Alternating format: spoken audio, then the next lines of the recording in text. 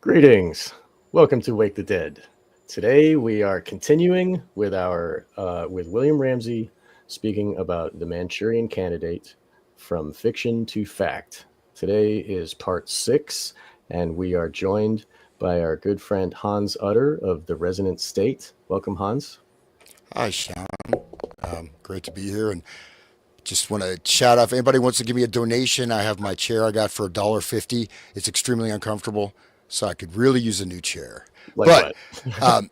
it's great to be back here, and this has just been a sort of a very fascinating deep dive into these subjects. And I won't go into all the news, but still, mass shootings are continuing. The drums of war are beating, right? And so these shootings are pretty high volume, right? I mean, we're looking at there's a two gunmen, 14 people shot in, I believe it was Alabama. I think it was yesterday, right? So there's lots of stuff going on with that. And as we continue, right, this is just fascinating, unfortunately fascinating topic. But and I read that book, the McGowan book, and it's just like just to see the enormity of this, and in the same process of let's the legal process, people just not being prosecuted, people being railroaded, right? And so we have the same kind of deployment, the corruption of the judicial system, and this whole operation, which and then this connection with these satanic networks, appears to be, and so it's quite a deep topic. So, but William Ramsey, one of the best in the business, and so it's just always a tremendous pleasure to be joined by Mr. William Ramsey, author of many books and one of the most prolific podcasters this side of Mars, man. The rainbow? I don't know. This side of the rainbow. Really? Oh, smokes. Yeah, I found out I got some new stats. I'm in the top 18,000 podcasts in the world. So it's going out there. I've got a lot of audience and a lot of great responses from this series that we're doing right now. I think a lot of people may not have seen these things from the angle. And just like you said, there's so many of them going back really to the Manchurian Candidate. Like I've said before, it's almost like that is a watermark or some kind of watermark where everything happened after that. But I am now streaming to my YouTube channel, so welcome to anybody on my YouTube channel. I seem to have got it back, so we'll see how that goes. But also, like, the intros to these episodes are just as interesting before we go live as live. Like, we're talking about so many other things, but we really should just start, if I could be on time, if we should really just start at 8 and just hit the live button and go. And then figure things out, because the audience kind of misses out kind of on some of these riffs and anyway, I'm glad to be back. And yeah, it's amazing that we started this before the Charlie Kirk assassination and like all these other things that are happening. So I think this is a really timely subject, and there's a lot way to go. We're trying to get to Esther Brooks, and I think this background's really important, the Mind Control 101 Program to Kill, and also going through Condon stuff. So for people who are just coming across this one at 6, please go back and check out the earlier 5 episodes. Go to the Resonant State or Wake the Dead and have a listen there. They have other content there too, guys. So you can kind of see their take on things. Sean's done a lot of investigation into mind control and mind control victims and Eyes Wide Shut. So you can check all that stuff out. So anyway, glad to be back. Thank you, William. Just to bring something up that from the McGowan book that I thought it may or may not be relevant, but the earlier Gilles de Rais, right? The French nobleman in the 1400s who kidnapped anywhere from 200 to 1,000 children, sexually abused them, tormented them, very much, Satanist, etc. And then also, of course, the Marquis de Sade, who did the same thing, right? And so the 100 Days of Sodom, that really, it's a book, but it's also a very unpleasant movie. But the director, he basically mysteriously died right after making that movie. But, the extent that this has been continuing for, potentially centuries, right? I think that's just throw that out there because since forever, dude. Yeah, and I don't know if that's relevant, but Gilles de Rais, like, so he was, considered to be, if not the richest man in Europe, very close to it, right? He fought side by side with Joan d'Arc, and so McGowan hints that Joan d'Arc may have been a little wacky. She heard voices, and potentially the children were disappearing when they were together. So Joan of Arc may have been part of that. But anyways, Gilles de Rais, like, he literally went from being, this military hero, again, incredibly wealthy, multiple estates, to just going as far into evil as he could. Right. And so it's a really disturbing story. But and again, he was at the pinnacle of the elite society, and he just got away with this for decades until he kidnapped a priest, and finally the church, stepped in. But it just shows that, I mean, Gilles de Rais' stuff is just, you look at the serial killers, he was doing exact same things. Labas, yes, Labas. I saw that. That's a book, and Labas is a great book. And that talks about satanic networks at the turn of the 19th century, right? And the author was involved in those networks, and then he moved out of it. So it's, quite interesting. So, I just want to bring up that it's probably all the same thing, because we all have the same human brains throughout history, and these problems are arising because of the same mental processes. The SRA, the intergenerational abusers abuse children to rewire their heads. And you were saying in the other episode, like, what wires together, fires together, Hans. We were talking about that, and with the trauma and abuse that the sadism does to the children, changes their brains forever, and then they grow up to,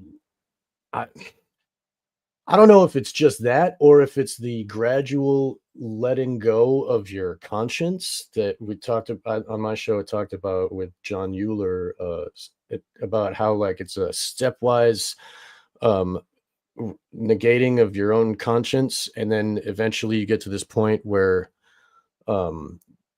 domination is the goal instead of sexual desires, and it turns into inflicting pain on others creates pleasure in you. And it's like the opposite rewiring of, like, when you're in love with your wife, and you see her happy, that makes you happy. It's like the opposite. It's like when you see others in pain and torture, it makes you happy. And that's where, and they gave it the name because of Marquis de Sade, right? And he was famous, but he, as a kid, he had, like, his mother and aunt, and they were like hookers or something, and he lived with them, and there was all kinds of weird abuse going on.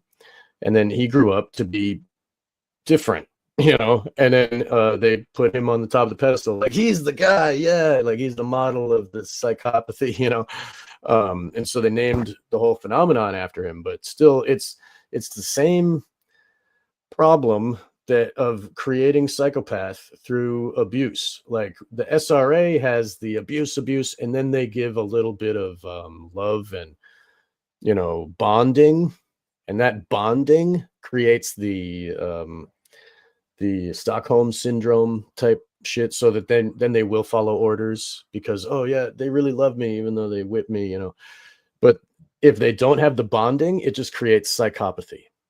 It breaks the brain. No one loves me. Love is not real. Like, and then this other stuff comes out, like it's like a monster animal, right? I believe that is just a phenomenon of the brain, like what this abuse does. And this is what G.H. Estabrooks was studying, what they were discovering with scientific experiment. But it is the same that's been going on since that guy and since the other people, and so that's, yeah, Gilles de Rais, or Gilles de Retz, Marshal of France, massive amounts of money, like an elite, right? So he's an elite, he's like landed estate aristocrat, and it like ties into like the True Detective, where there's he's connected Gilles de Rais gets like all the blame. He had all kinds of people involved. He had magicians and people from Italy who all snuck away, but he took the blame. He was literally turned into the lone nut in a lot of ways, and it's very well recorded. There's 2 different legal inquiries and systemic analysis of what he was doing. There was a judicial one from France and also an ecclesiastical one, because it was much more Christian back then. So he didn't like getting excommunicated, which is really strange considering he abducted and raped 500 kids. And if you go back, I was rewatching True Detective again, and it's the same kind of story. Like, there's this mysterious background of disappearing kids. And that's what was happening in France. All these peasants, their kids would disappear, and they would be snatched by people part of his crew. He wasn't going out and snatching them himself. So it's a far darker story. And there's all kinds of black magic and like the Finders. Well, he was summoning demons, right? So that's a lot of these rituals, and he just kept escalating the violence and the torture. You don't need to describe it, but I just want to make a distinction, Sean. You mentioned people that are abused, right? So Gilles de Rais was not abused, man. He and they're also the people they get. It's like sort of chasing a dragon, right? It's like Richard Pryor or something, smoking crack and freebasing. You just need another hit. You need another hit, and people literally, I mean, they gravitate to this evil and they just can't get enough. It keeps going. So I think that should be, I don't know what degree it's an extent, but someone to say that's abused, they can be turned into something, but that stage of where you're just, you know what I mean? Like some of those serial killers. Right. Maybe you can keep going. Maybe you can get there on your own by making these immoral decisions again and again. And then that in itself is rewiring your brain too, because you're having these experiences of like pleasure while you're abusing. And then that, like there's different ways to rewire is all I'm saying. Like it doesn't only happen one way.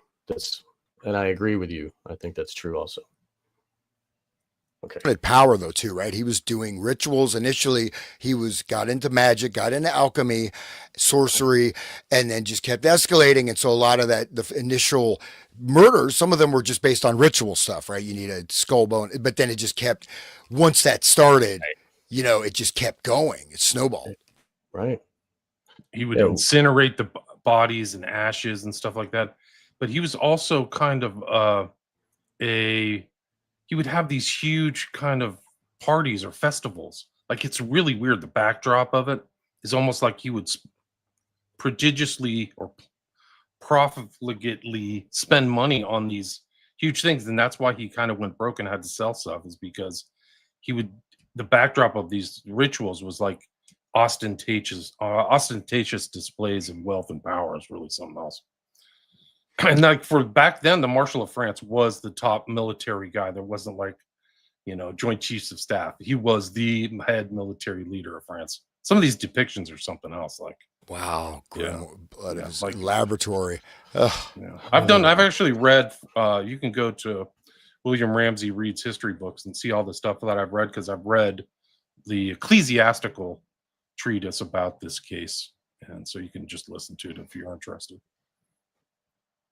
So this is another story, but Bataille wrote a book about Gilles de Rais, but this is like transgressive literature kind of guy, but he was a little sympathetic in a very uncomfortable way. Didn't he write the story of O? It's about, it was about, this woman who gets into this sort of S&M and ends up just being this totally debased sex slave. He also wrote The Accursed Share, which I thought, I used to think Bataille was pretty cool. I was like, oh, The Accursed Share, that's a great concept. Then you realize this guy was actually a very twisted pornographer, following on the heels of Marquis de Sade, actually. Yeah, Bataille's he's really demented. He's very sick. It's a sick puppy. His occult secret society stuff is really something else. It's another show, but he was keyed into the darkest stuff, man. Like really hardcore. So the pornography and the snuff films add to, like, that's what is infecting the other brains. Like there's a killer, I forget his name, but he was in the interview. He was talking about how he lived in this apartment complex, and there's this young girl, maybe 11, and she came into his house and she was playing with his rat, and he was like, well, I guess, okay. And then he like kills her and rapes her and then like eats her. And he's talking about he's just being honest with the cops, and they're like, where did you start? And he's like, well, I was on these internet sites, and people were sharing pictures they made of women roasting on a spit, and it got him sexually aroused. And then he gets, more into it, like, where did that start? Pornography, just normal pornography. And it's just progressed. And so like, he's a normal guy, wasn't abused, and he pushed himself into that. Like, I don't know where the desire inside maybe pushed him there. Like, he was broken soul to begin with, but the pornography that they create from these like occult groups that are like, they make money off of it, obviously they sell this porn, but that is infecting the minds. It's spreading the evil, kind of like the Order 9 Angles with their writings. It's out there on the internet, just hitting brains and changing them. So that pornography is part of the process. And if like, it's also the money that they make from it is part of it. But I mean, if they didn't make that pornography, there would not be more being infected, gravitating towards this. It's like creating a more satanic world altogether. But the pornography is important with the changing of the minds of how this starts in their heads. This is a picture of Jeanne d'Arc and Gilles de Rais at the coronation of Charles VII of France at Reims Cathedral, like the main cathedral in Reims. Excerpt from an etching by Fernand Hertenberger, published in the 1926 edition of Joris Karl Huysman's novel, Le Boss. So there you go, dystopian deep dives. You have an old fan here, Han. Somebody, Patricia says, wow, Hans Uter, my fave guest on Unspun. So that's got a history. That's going back. Check out my Back new podcast. Yeah. Where can people find those old Unspun? They can't. I will have to find them myself and post them. So I should call Jan. I have to reach out to him. Dystopian, yes. True Detective is partially based on Hosanna Church, which is super dark. I've done an episode on that too. But he was the guy that wrote True Detective, had an Italian last name. He's from Louisiana, so he's familiar with that kind of area and territory. And that's super dark. If you want to have a really bad week, listen to the Hosanna Church, because they were doing the darkest dark stuff imaginable, like on par with Gilles de Rais. So, could you tell me about that, William? I'm not familiar with that case. Hosanna Church was a church. There was a pastor, and he was actually like supposedly a legit Christian pastor at a church. Hosanna, it was in Ponchatoula or whatever that name is in Louisiana. So it's outside of New Orleans. And then his son took over the church and just took the darkest dive imaginable. And it was involving a group of people, and they were pedophiles. They were trafficking children. They were doing black magic rituals. There's testimony that these people's faces changed. So like some of these SRA people say they turn into lizard people, or their faces morph. Like there's that kind of testimony, take it or leave it. But like, and it's all recorded. So these guys all went to jail. I'll see if I can find it. But yeah, the Hosanna Church is like, whoa, super dark, man. And they had all the evidence. Like this guy confessed. And he was with his kids too. So he was abusing his kids. Like this is the same kind of story. He had 2 boys. So he was abusing them too. Like it's all these same tropes, these same things of like intergenerational, right? Yeah, trauma-based mind control, sexual-based, humiliation, I'm sure as well. And then it's like covered up. Like nobody, even in the alternate media, almost nobody ever talks about it. Like you just can't. His name was Louis LaMonica, and let's see if I can find my bird. Yeah. One of the patterns, of course, again, you have these networks like from the McGowan book, the Atlanta child murders. I had no idea the extent of that, right? I mean, I think it was 50, 60 kids. And there was a satanic pedophile cult They found ritual sites. They had one of the a woman who was a boyfriend of one of the leaders of the cult talked about the drug smuggling ring from Florida to Atlanta, and all this stuff was there, and it just never investigated. And the people involved, right? Only it's always that one guy. Oh, we got the guy, right? And the guy, and with the Atlanta child murders, the guy didn't even do the murders. Now he most likely was a photographer, right? He was part of the cult, but at least according to witnesses, he didn't participate. And it doesn't matter what the facts are. We'll just make the facts up. We're just going to railroad and cover this up. And the alacrity with which the police work to hide the information is really stunning, actually, in many cases. They're all part of the cult. They're all. This was a cult. This was an active cult moving around, trafficking people in a church, and they blacked everything out. Nick Pizzolatto was the writer of True Detective, of all the True Detective things, and he actually is featured in the original True Detective, which is really interesting.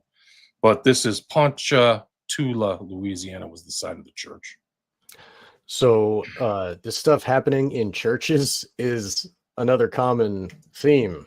All right, like there will be like many churches are actually a black church doing black stuff on, and these churches are built on sacred grounds and all this stuff, ancient stuff, and a lot of the Roman Catholic mass, all of that is like they just do the opposite.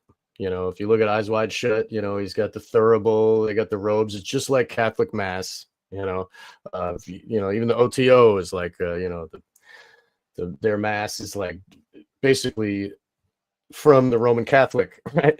And so anyway, it's not just Roman Catholic, the Mormon churches, and there's many all the other like Protestant and evangelical. Bro, I did a show on Huerman, Rex Huerman, the serial killer. Oh, that guy. The Lisk serial killer's uncle was involved in SRA at a Protestant church. Exactly. And they paid it out. There was a network. There were 7 pastors who were all civilly sued, and the churches just like what they did to the Catholic Church. It just paid people off. Right. Here's the episode. It's actually timely because this bring up Hosanna Church, because I did it last year for Halloween. So if you guys want to have a Halloween experience, and I titled it Halloween Nightmare Special, the Hosanna Church Scandal, not safe for work, not safe to listen anywhere. Don't listen. Here, go ahead. Oh, that's great. I'm going to be hanging out with Erica Kirk, picking up some Hungarian sex slaves, on Halloween. I'm just kidding. There you go. But anyway, I've been deep diving into Hungary and Austria and those bloodline families and stuff. Oh my God. Dark. Thanks, V. I was on Tinfoil Hat talking about Manchurian Candidate, kind of a lot of this topic. So I had really good responses. So thanks for that. Zoe, yes, I'm very familiar with the Houston bios, all SFK type deaths, 22 in the recent times. So that's it. There's Hans making a comment. Hey, there he is. George Bataille, the occult book Rex. He wrote a lot. I forgot what his main kind of book was, but I have a couple. I don't have them at the ready, but in my library I've got Bataille books. He's on my radar. Like the Accursed Chair, that's 2 volumes, right? So that's sort of his academic stuff. Then his some of his really dark S&M pornography was written under pseudonyms, right? On pen names, and those came out later. But I believe The Story of O and a couple of those that was made into a movie as well. But just his basic stuff you can get is that the Accursed Chair, volume 1 and 2. In fact, I may have it like sitting here. But I just wanted to bring up also like people, we were kind of talking about how the cops are involved. Look at the finders and how that went away. In the 80s, they found a van full of feral children that are dirty and gross, and men in suits. They were transporting them to Mexico. And then when they looked in it was based in Washington, D.C., and they went and found like their home base, and there were all these, children's stuff in there, and there was photos of children taking apart a goat, like pulling goat guts out, and they found documents of how to steal children and sell them to China. And then all that went away under the rug. No, what? find her what? So It actually was people the should look into CIA came in and said this is an internal it. investigation Yeah, matter. CIA, Yeah. right? And just a bit of not total tangent, but like say the McMartin, right? So they just released another couple films based on that. They're still pushing that, and you look at it like, oh, this looks interesting, and you read a little deeper, showing all the people that were harmed because of the false memory stuff. They're still pushing that. But Ted Gunderson, Yeah. you know, so I got a lot of his original, documents. He had like a newsletter and all this stuff, and there's kind of a split view on him. Some people said that even though he was part of the McMartin thing, he actually worked to make sure that the prosecution didn't go through. Right. And so I don't know what you guys think about It Ted was Gunderson, because it he was was, Ed Opperman is the one who said that he discovered that he talks to Michael Aquino every day on the phone, and he was talking about that on his show. I'm like, whoa, like No, that, Ed had the guy on. I think his name was Steiner, who did the right? geological survey that found the tunnels. It tunneled into an apartment building next door, and of course, that whole McMartin place razed to the freaking ground, and now it's a dry cleaner. Like the evidence was just gone. Like they just How like poetic! It's a it's dry just like cleaner, Charlie dude. Kirk. Yeah, yeah. It's well, exactly. It's Wow. actually perfect. funny And thing is, also, I used the to spend my Hosanna summers Church- right there. Oh, sorry. Go the ahead. Hosanna Church had 2 cops in it, so they were part of the whole network, or 2 police officers. Exactly. And if you look at the higher up orders of the Freemasonry and even regular cops, they're all widows' sons, you know, they all go to their, you know, the first level, the 3 levels of Freemasonry. But then the higher orders, you got the Shriners, and the Shriners do all the children's hospitals, right? And then above them, you got the Jokers, right? Like, or what do you call them? The Royal Order of Jesters. That's their name, ROJ. And they say life is just a big joke. And their main logo is like the smiley face, dude. There's this little guy that's just like making jokes and laughing. And that is populated by judges and police officers and prosecutors. What's their job? What do they do? Oh, they have vans, and they transport vans to Mexico. Really interesting. And they got this order of Quetzalcoatl, which is this higher order when they worship the bird snake of Mexico, where they would like cut hearts out while they're still beating and shit, you know, blood drinking and what. So people need to really like understand that the cops are some cops are not your friend. You know, they work for them. Even Mark Passio would talk about how when he would do just regular, you know, masterminds with his buddies in their black robes back when he was part of the LaVeyan Satanism, they would hire a cop to be outside the door, just like a Tyler of Freemasonry. They would be guarding the door, police officer right there. So like, you know, it's all part of the system. And the hospitals, they collect all the body parts and the blood. Like, it's a system of control from all angles.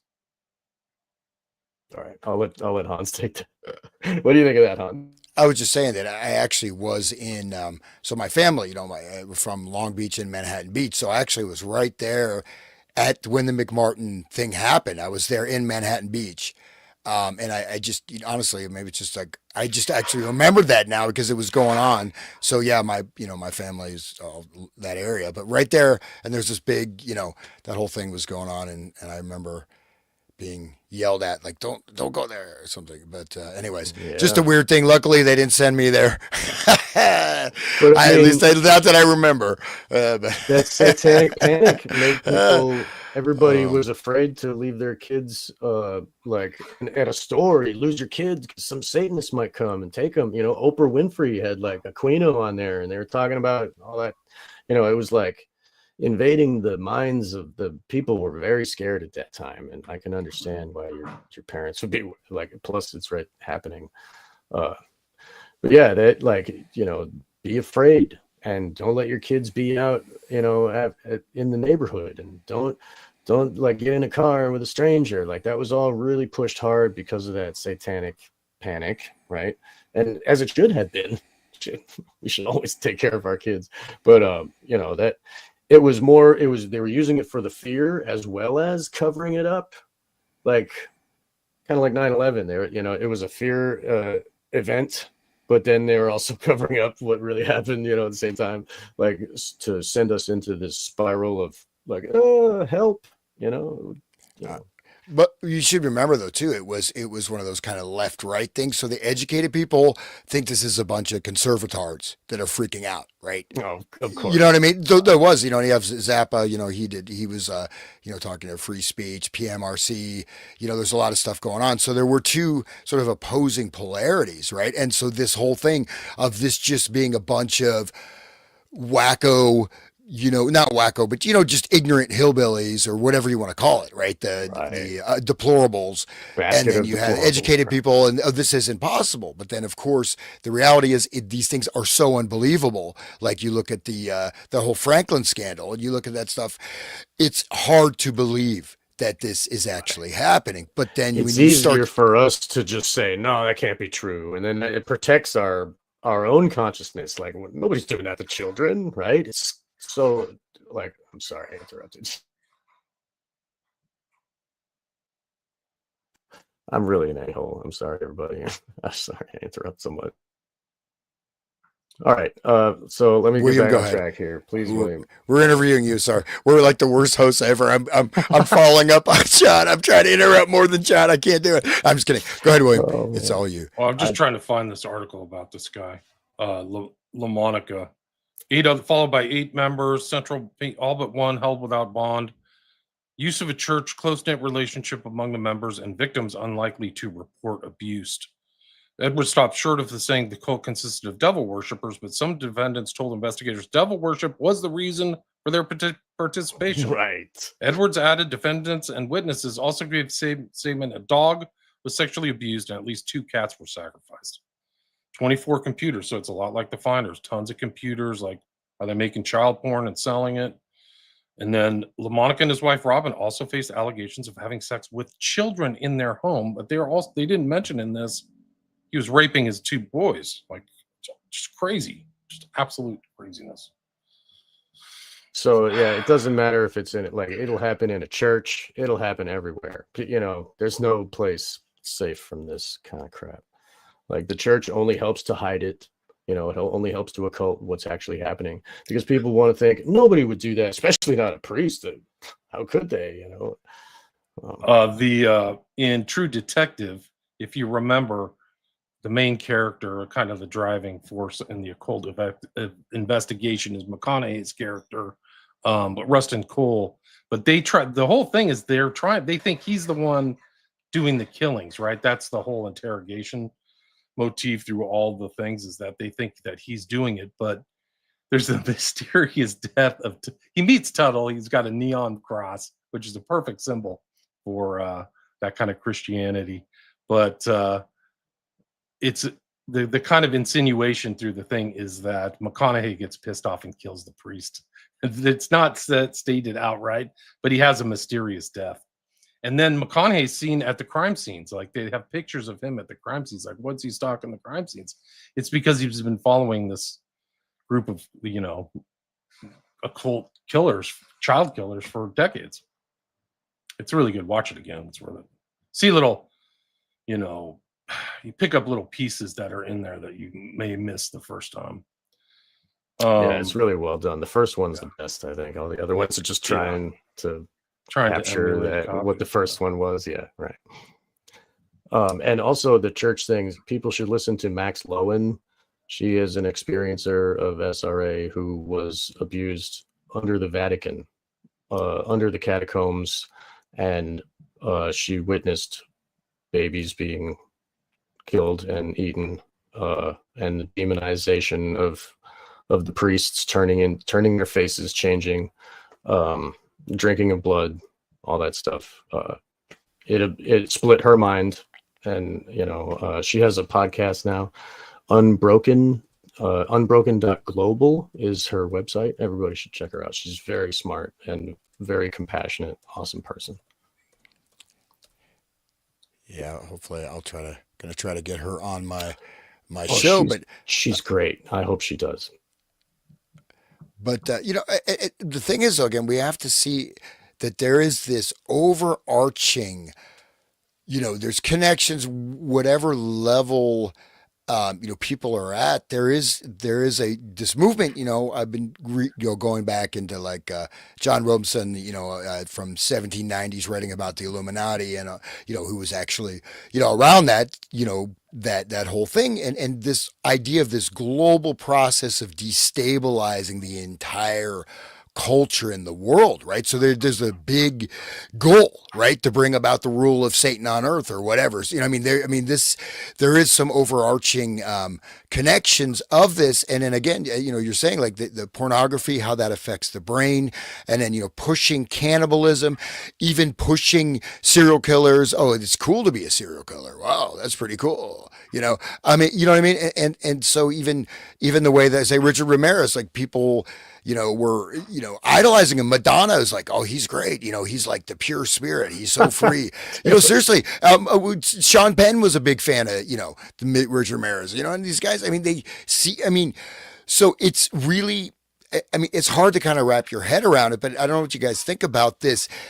Obviously you have bit players, you have these kind of actors, but there's obviously some overarching organizational factors that go beyond just, why do you want to destabilize society with terror? Why do you, why is this stuff being promoted, and how do people get into these things voluntarily? I don't know. I'm just throwing it out there. I feel like there's a bigger agenda that's whether or not, whatever the direct sort of connection, pyramidal connection. But again, like with the Illuminati, you have all these people, only a few people will know, but with the right agents of influence, you can influence literally hundreds of thousands of people. But at every stage down that pyramid, you're going to have less and less information, and different agendas. But But the symbols stay the same. If you can understand the symbols, you can decode what's coming down, right? I mean, you would, on our show, and I still haven't published it yet, the last one that we did about the Kleepoth. I mean, isn't that like an organized destruction of society in our brains? It's like you yourself, Hans, have been describing that, and it's like it's a stepwise progression, and we're getting closer, And I want to recommend a great film by one of my all-time favorite, Susan Sontag, right? The great feminist. Her movie she made 1969, Duet for Cannibals. So she made a film, Duet for Cannibals, 1969. That's, the feminine mystique and all that. So that's a duet. I just threw that out there, but I don't know. I saw that the other day, the Duet for Cannibals. Oh, 1969. Wow. So yeah, she wrote, directed, and edited the film. So that was her. That's right. Your feminism right there. Okay. I don't, that's a little bit obscure. But the picture says it all. She's got a little idol of a male, like in her hand. Like Oscar. Yeah. She's not bitter, angry, or she's holding it like a gun though. She's like 007 cover, right? That's where I have men. I'm a witch. Well, I did a show where like the guy, I can't remember his name, but he basically said like all feminists, emulate witch tropes, witch morality, and everything. They're like anti-life witch people. That was like he's right. Right. Well, it was created by Satanism. Like feminism is a devouring of our society. If they can get all women to hate all men, there will be no more birth. Like it will destroy humanity. Right. So like it's the ultimate us against them. Like if you can make it's because 50% of the planet. Like you can get like this many Democrats going against this many Republicans. Maybe it's like 10 or 12% like that are actually going to fight and stuff. But if you can get 50% of both sides of the whole world to fight each other, then that's, order ab chao, right there. Social pestilence. Susan Sontag is a witch. The guy's name is Edward Dutton, and the one we did is Witches, Feminism, and the Fall of the West. So I got to have him back on my show. That sounds great. I want to hear that. Yeah, that's very not publicly acceptable conversation. Is like, oh yeah, by the way, all feminists are witches. But not far from the truth. But it's if we talk bad about Kinsey, everybody gets mad too. You know what I mean? People got pissed. I've talked to people and they're like, how can you besmirch this guy? He's like a real adventure. I'm like, Oh, all a freaking babies are monster, yeah. sexual since birth. Like what? dude, do you know he was raping What? babies and doing experiments on infants? You freak! Yeah, Like how dude. this thing Oh my And he god. died No, from hanging his Johnson from the hanging by his Yeah, Johnson. his So that's- orchitis on his orchitis. Yeah, he balls. typed a rope around his testicles. He circumcised himself with a penknife. He was doing that. Yeah, that he's out. He's He like was the sadomasochist. sod, dude. He was one of The these modern people version. that we're talking about, where their brains just like Labas and like all these freaking people that he was crazy, and the Rockefellers were like, "Ooh, we can use him. Let's put him on a pedestal." And now that's society. Okay, the more you look at like really everything is satanic, like the feminism and the satanic, not like, oh, some guy with horns, but like anti-human, killing the world, like involution, worshiping death, you know what I mean? Death cult shit. Like that's what it is. And it's always been that shit. And it's like, these are all just the bubblings out of that type of psychology, like, oh, feminism is happening because Satanism, right? Cannibalism is happening because Satanism, like, snuff films, like all this stuff is like imposed on us by these psychopaths that have been ruling us since Babylon. Sorry, guys, I'll shut up. Well, and one thing to note is that, like, which Richcraft and I had sort of my massage therapist I was going to was actually a witch. She had like this sorcerer's broom from it was like from 1650, and she had all this stuff, and she did some weird stuff to me. I got over, but I mean, I didn't. She like that was not good. But people. The thing to understand is that a lot of people, even say when I was in graduate school, there was a guy, he was a Satanist. He had his, big pentagram. He was a graduate student in music theory or something. I guess that would make anybody a Satanist, right? But it just was like, because everybody is a materialist, atheist. So it's just something you're doing. Oh, we'll just connect with nature. And a lot of people, I had friends, like one guy, unfortunately, he committed suicide. He said his girlfriend was a witch from a long practicing lineage, and he said she cursed him, so he went nuts. But he was he's like, oh, this is pretty cool, man, because you just do what you want, and this is like, he was a super nice guy, right? He wasn't someone you would say this guy's a Satanist, but what is LaVey on the surface level? It's sort of Nietzschean, sort of do what thou wilt, right. And just whatever, egotism, right? Ayn Rand, like Ayn Rand, yeah. Right. But then when people think that there's nothing behind it, and and then of course once it's you harmless, it's fine. you got to come back from that, right? Yeah. But and it's just like, I'll never, unfortunately, that kind of turned me off from witches when my massage therapist like friggin' put a curse on me, or whatever the hell she did.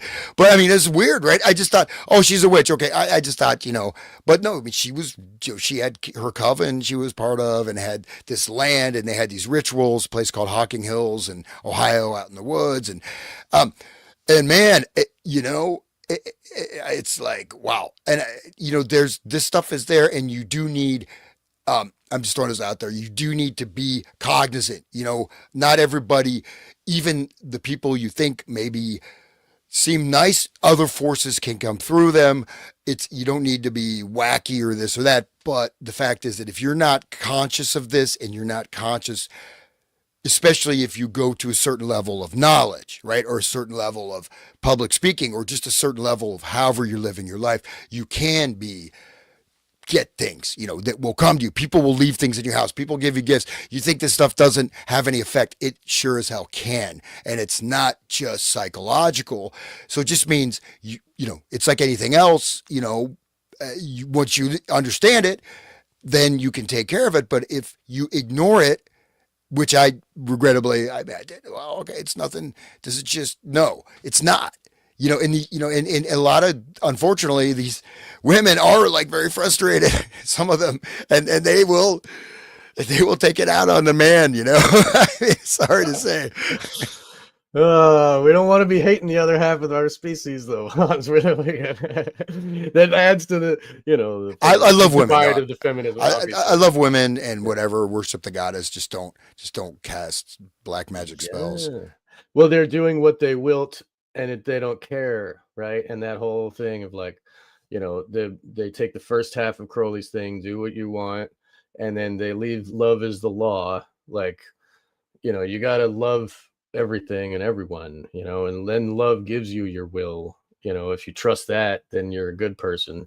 But they just wanted the first half of do what we want, right?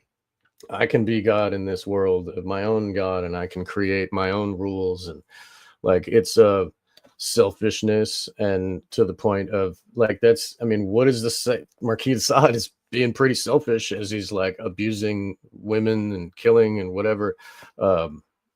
It's selfishness and egotism, like to the max. Like that's what Levian stuff was doing. It's like worshiping ego, and like ego is the best at my individual character, And then when you look at the Qliphoth, that's the same thing. Like they go down the tree all the way to the end. It's separation from creation completely. Like it's where they believe they can start their own world or whatever the hell, I mean, I think that's part of the psychology is they want to be separate. I don't know. Anyway.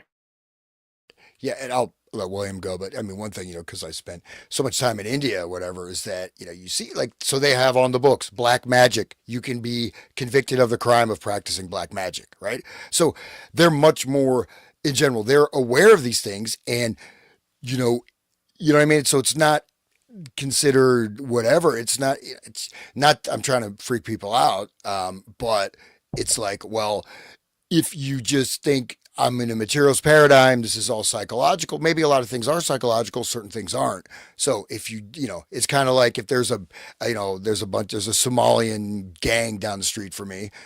I know they're there, but I'm not going to go hang out there. Maybe I should make some new friends, right? They got to bust out their machetes. Bring some old English and say hi. You want to have some roast white guy? That's not really funny. They did that. They came. The guy hacked up a bunch of people with a machete. But anyways, but it's the same thing. And it's these gradual progression. They say like the gateway drug, whatever. You start out, you have a beer, you have whether that's true or not, but it is the gateway drug of this egotism and the selfishness, and even you get into rituals, and the ritual gets deeper and deeper. So I think a lot of people are also led down this path, and then at a certain point they can't go back, and then they're enveloped. Would you agree? I agree. Yeah, it's a road. Like that's the next thing you know, you're George Bataille, some secret society, or Marquis de Sade.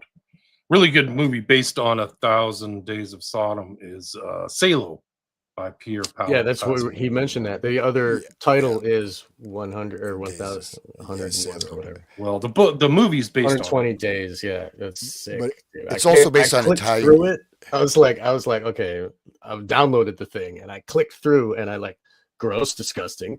Oh my god, that's gross. Oh my god, I can't watch this. Like I can't. But it's about elite abuse and ritual murder. Really, right. It's really kind of his critique of fascism at the time. Salo was where Mussolini went, kind of the rump state that the Germans kept after they abducted him was Salo. So that was his critique. And then Pasolini kind of mysteriously dies, getting run over by a car or something like that. Right, so he released the movie, right? Like it was just kind of like mysterious death and not unsolved. Didn't they keep the movie down? They didn't like release it or some shit too? I don't know what the whole story is, but it's really a dark ride. But I think that he was kind of telling the truth. Like people do this. Like this is the elites, right? How they blow off steam, and there's like stuff like from de Sade, like corporophilia, like this, and they're all like young children, so it's like old against the young and like pedophilia. It's really dark. They're like making the kids bend over and they're judging each one's a-hole, and they're like, oh, I like a girl's a-hole better than a boy's a-hole, or whatever. It opens Oh, with that Jesus child Christ. market, right? So they Oh, have yeah. the market for Oh. children, right? So they're buying and selling children. You go back to Joan Benet Ramsey, right? Right. That whole case, the teen, I mean the whatever the infant, I mean young girl beauty pageants, right? And these, I mean, so this does appear to be going on, and most likely going on as we speak, right? I think it's kind of inserted into the elite culture as maybe something that's completely acceptable. Just like Ewan Cameron thinks it's acceptable to torture people because he's one of the technocratic elites, and these are just whatever, right? These are just, When they own people, they believe they can do that. If they believe they are the master and you are the slave, then they are, there is no remorse for what they do. Like, You don't know what was going on in those sleep rooms, too. Like, if you can subject Right. people to amnesia, Yeah. who says they're not sexually abusing them? Like so there is sexual abuse in hospitals and things like that happen. If you look at the research, like of the Satanists, the sexual abuse is part of it. It has to be sexual because it's the most humiliating, and it has to be from like your dad or your mom or some shit. That's like a person that's supposed to protect you, and then they abuse you in that specific way, is what breaks the mind. Like you could just hit him in the head with a frying pan all the time, but the sexual abuse and the humiliation is what really. And then like, I don't care about you, and then it comes to like a Stockholm of like, oh, go ahead and abuse me, and yes, I would deserve it. You know what I mean? Like, but the sexual abuse is part of it. So probably Cameron was doing that because he knew. Like, anyway, like we know that they were this G.H. Estabrooks was talking about this stuff with the FBI from, I don't know, like, was there sexual stuff in 35. I don't know. I don't think 35. he really got into the sexual element of it. Right. But I mean, they were talking about it. They knew about it. And, the Nazis were doing it. I know all the Hitler fans out there are like, no, don't besmirch my heroes. But yeah, dude, it's everybody was abusing these kids, these goddamn. Anyway, it's good it's comment by Murder by Maestro. Think about how many thousands of people went through these programs. I think it's in the tens of thousands, if not hundreds of thousands. Right. So, like, it's a huge number, and it's all either kept quiet. Nobody focuses on it. It's all done by intentional. It's all intentional. I mean, because the media does not ever want to address it in depth. They just don't, because it's too damning. And it also exposes their kind of current programs and things that are happening today. I think also, I mean, there's different levels, and I don't want to be too biographical. I mean, this is not, my parents used to drop me off to Lewisburg Penitentiary, it was a big MK Ultra place, and there's the Leonard Peltier, but I don't remember anything that happened there.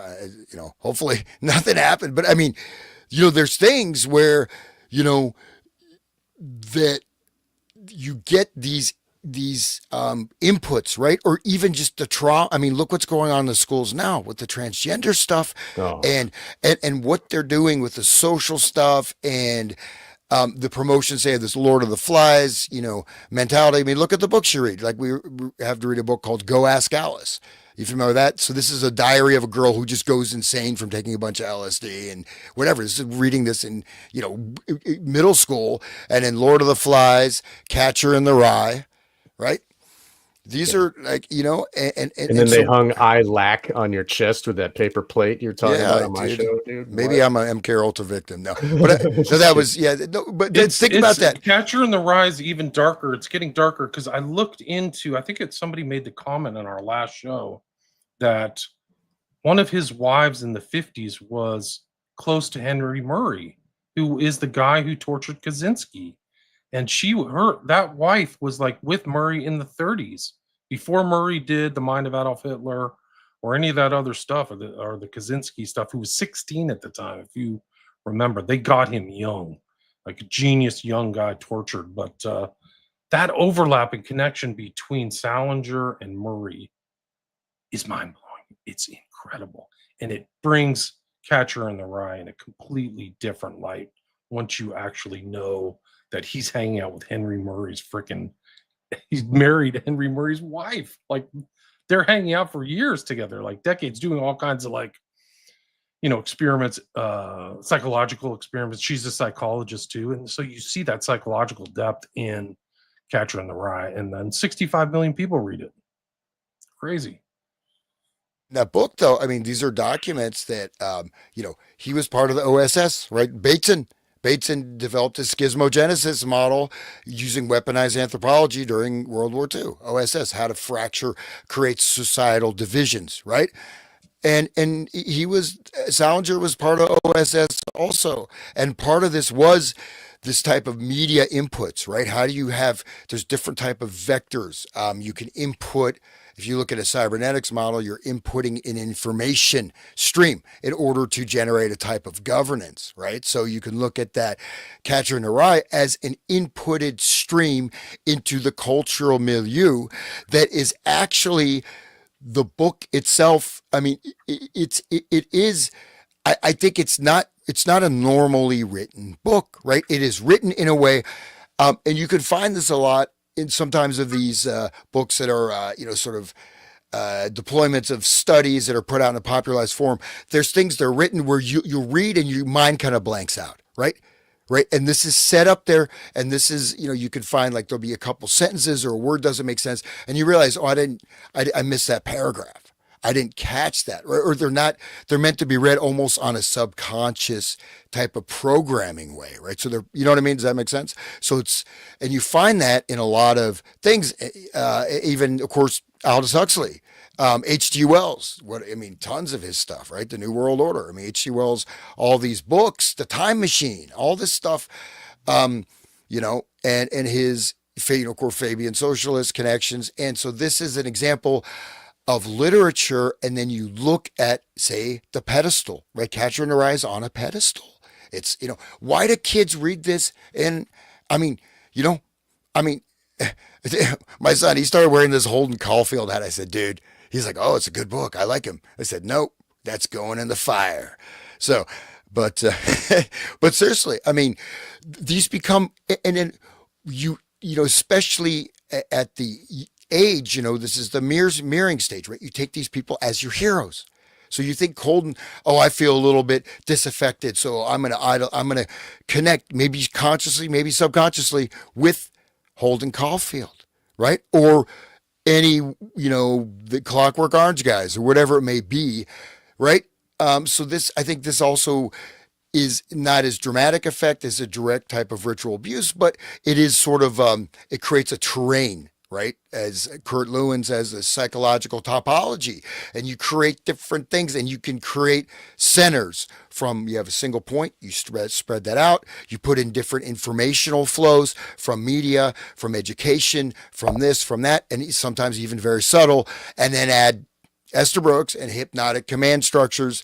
Then you get a very interesting landscape, right? And again, with the principle of entrainment, if you get a certain type of field structure in a group psychological dynamic, that will affect others around them, whether or not, it will affect you. To the extent it affects you depends on the degree you're conscious, depends on the degree that, you have negative emotions or not, or this or that, but right, we all have experienced this, right? You can go and you see different days, you see everybody's acting in a certain way. And if you're just in a bad mood and you're reactive, you have road rage or whatever, then you just got locked into that. You just got entrained into this, right? So, look at Altamont. They created this situation and they created all that, and then it ended up with the murder and all this chaos happening. Anyway, that goes with the Kleepoth that you're talking about also, Hans. That is like controlling the mass psychology through this entrainment and creating this, like, basically satanifying the world, yeah. So William, we wanted to talk about this document here, that I posted it on my Odyssey. I think we should finish Program to Kill. We haven't finished that yet. Oh, right. Okay. All right, then. Let's do that. Yeah, please. I'd be happy to read if you want to bring it up on the screen here.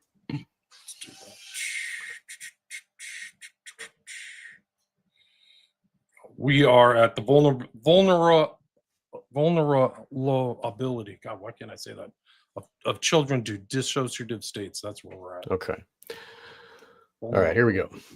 Page, well, whatever. This is the intro. Okay. XVIII. Right. The vulnerability of children. Page 18. Okay, thank you. The vulnerability of children to dissociative states brought on by traumatic abuse is one of the reasons that the CIA and other intelligence agencies have played key roles in the creation of relatively mainstream satanic groups, as well as in denying the existence of underground satanic cults engaged in violent criminal enterprises. Now, we talk about how that whole satanic panic is one of those cover-ups. We just talked about that earlier today. Some of the available evidence suggests that an array of satanic groups have served as intelligence agency fronts for many control operations, which actually makes perfect sense, considering that if the goal is to severely traumatize children, then surely nothing compares to the seemingly outlandish stories told by those who have survived what has been dubbed satanic ritual abuse, SRA. So, like, it's so horrific that couldn't be true. It helps with the occultation. And people can look, I think it's Indiana, maybe, or Illinois, has the court has defined what satanic ritual abuse is. And it's a list of actions, including like putting children in coffins and burying them alive with snakes and spiders and stuff. And like just this list. And they don't have to, this way the court doesn't have to prove you believe in Satan, because it's like, how do you prove that? What it does is it says you did these acts, this is considered this, you know. And we can see it's so common and it happens so everywhere. It's not just, you know, all the victims can't be having the same experience and it all be from their imagination, because everybody has such an individual imagination. Everything would be different. Why is it that all the stories are the same? Why is it that it's these, you know, 12 or 15 acts that always happen to the poor children? Why do they have to eat feces? Why do they have to be raped by their parents? You know, like, anyway, so like it is definable, and it's not such a like a obscure weird topic. You know, it's like even the courts have defined it and give it handles to really get a hold of this. So all right, here we go. I'll keep going, unless anybody wants to say anything. Do you have any comments on that? No? Okay. Moving on. Verdier took note in his book of the fact that one of the most pronounced emotional experiences that a human being can undergo is having his or her life threatened. Threats of death are used as a basic tool by brainwashing communists. Even among them, however, this threat is used sparingly, for they know that humans quickly adapt to this type of threat, especially if it is repeatedly given, but never carried out. In order to avoid this routinization of stressful emotional situations, they have been known to casually execute prisoners for the apparent effect it has on others. So when you see others die, it affects you. And this is, I mean, okay. Anyway, moving on. The actions that Verdier predictably attributed to brainwashing communists precisely mirror the stories that have been told repeatedly by self-described survivors of ritual abuse.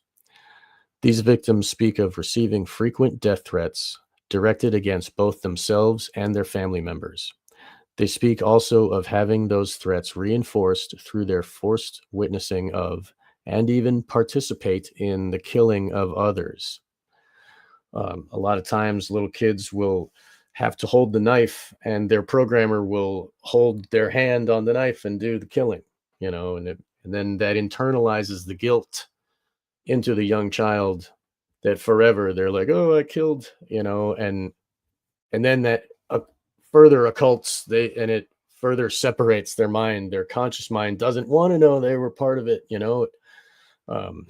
This is the lengths that they will go to. Okay, here, where was I? Here, let's see. There has been a tremendous amount of energy expended to discredit all such stories. At the forefront of the movement to deny the validity of these stories told by countless survivors is the False Memory Syndrome Foundation, a group that led by a truly vile coalition of CIA-funded psychiatrists and accused, in parentheses, and in some cases convicted, pedophiles. Also playing a key role in the movement are Paul and Shirley Eberle, the authors of a purportedly... Eberle. Okay, Eberle. The authors of a purportedly authoritative book entitled The Politics of Child Abuse. The Eberle's book attempts to lay the blame for virtually all child abuse accusations and prosecutions on overzealous prosecutors, therapists, and parents. The argument might be a little more credible, however, if the Eberles themselves were not known to Los Angeles police as distributors of child pornography, a fact that media outlets conveniently and rather consistently ignore while touting the Eberles as authorities in the field of child abuse. Yeah, they're because they know how to do it. Yeah, takes one to know one. It's so sinister. Like, they inserted themselves into this stuff. Like, that's how dark it is. Like, what the heck are you guys doing here? That's right. Like part of the evidence of the cover-up. It's the same thing's happening after this whole Kirk assassination. It's like you can see them shaping the conversations around Kirk and pushing it certain ways, and misinformation, malinformation, disinformation. It's like the techniques too. And these Eberle people were like that, super creepy. Like they have them on record in some kind of child porn book or something like that. I can't remember what it was, but I vaguely remember like they're doing this, but they're also on some like pedo material. I forgot what it was. As I mentioned in the beginning, there's just 4 movies with this year and last year, a couple documentaries, a couple fictional films, exactly using their material as the basis. These Eberles, their stuff is being used still and being put out decades later. And Sean, I forget the name of the movie. This came out a couple years ago, and I thought it was really interesting. It's about this girl, is like, molested or something, and there's some kind of weird cult. And then at the end of it, you watch the whole film, all these people's lives are ruined. You think, this is like, oh, there's justice finally. It turns out, no, she made it up just because she had some attitude problem and destroyed all these people's lives. So you went on the hook yourself through the whole movie, and right at the end, they flipped the script. Right. And suddenly it's all just BS. And then they have the little footnote, the satanic panic in the 1980s ruined many people's lives.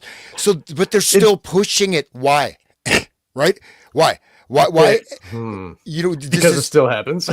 No, but I mean, why are they still pushing this false memory syndrome? Because that's the only thing they got. They got nothing else, and they created it. They might as well put more money into it. I mean, they also had that thing debunking the Michelle Remembers just recently on Netflix, and the movie you're talking about is probably on Netflix too. We talked about how Netflix is so evil, but they just had like a transgender thing come out. Probably. I think I'm a woman. Like they're promoting so total crazy. Evil. These people are of the devil. They're total demon. The whole country is demon possessed, man. It's full of evil people. No other way to look at it. I mean, I've seen the change in one generation. Like the culture. I used to remember growing up watching Mutual of Omaha, Wild Kingdom, like super, normal stuff on the shows, on evening shows. And now it's just like they're pushing just the darkest pitch black evil stuff, mind control, the whole bit. Mr. Rogers' Neighborhood with Mr. Green Jeans playing the piano. Hello, little creepy. Or mysterious adventures with Arthur C. Clarke. He's playing ping pong with his little boy toy, talking about rainbow fish falling from the sky. Like, Or I mean, there was crazy shit on TV like forever. Kiss, Kiss, the rock band Kiss had this TV show where they were like they're flying in this spaceship and stuff. I remember it. It was, I don't know, man. But no, but you know what? I didn't want to go there to keep my academic credentials going. But I talked about the psychological topology. This also can relate to energetic field structures and arrays, and we can call some of these things, if either guided, egregore, thought form, or entities that can affect thousands of people. These things are much larger. Some of them are much bigger than a single person. So this can actually affect hundreds and hundreds of people, right? And so this type of, and the degree, I mean, the degree, you could say full possession and influence, like just with the road rage, just see people, the way people are just driving like friggin' maniacs. You know what I mean? Like really seeing this, like, so this is an example of that. And I think it was last week we talked about all the kids doing like that, whatever TikTok challenge or whatever that is. That's another example. So this goes from psychological states to this encoding, right? So you can actually look at this as small scale type of possession, or even possession doesn't mean you have to be speaking in tongues like the exorcist. You can have that influence, and it basically, what's going to do is feed off of your negative emotions and magnify them, and then you do things you don't even know why you did it, or you just start going. And this is, I think this is part of it, is to create this type of thing. I mean, look, they're trying to generate the Civil War right now, right? And so this, it's and then you wonder, like, who's behind this? I mean, you already have all the wealth in the world. What do you need? You have to make sure everyone else is miserable. Then we have to live in these little boxes, hooked up to the AI virtual reality, and just with Elon Musk's, things stuck in our brains, and just, we can just watch porn all day. Oh, right. I mean, seriously, it's really not, it's pretty messed up, man. And pornography, you guys have probably looked into this, there's many cases of people who have come out of the porn industry or talked about how they would do rituals. So the pornography, and if what's something that's used, say chaos magic, it's whacking off, right?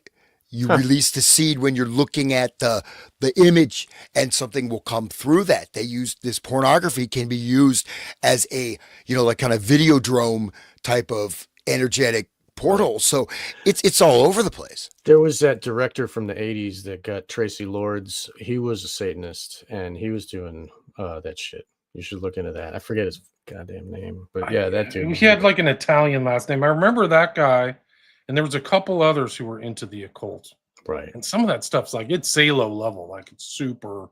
Talk about that spectrum. Like, I've seen people in the porn, former porn stars, like, they wanted me to barf on, and I had to get down on all fours like a dog, and it's just horrible stuff. Right. Humiliation stuff, right?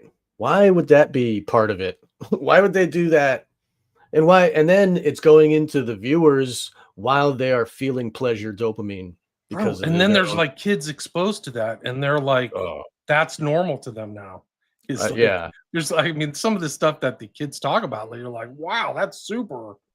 There's testimony. Like, how do you know all this? Wow, crazy. That there's a documentary called Childhood 2.0. I talk about it all the time, and there's kids talking about, like, middle schoolers talking about what it is to have porn in their pocket all the time with the phone, and the little girls are like talking about how the boys want them to act like the girls in the movie. Come on, dude. They're changing a whole society. New subculture. It's called gooning, Goon, and it's just like, that's what they grew up with. That's what they know is gooning. And so they know the porn stars. There's like videos I've seen on social media where like teen kids, hey, I know you. They know these like porn stars, like the celebrities. It's crazy. But what a disgusting and humiliating profession. Right.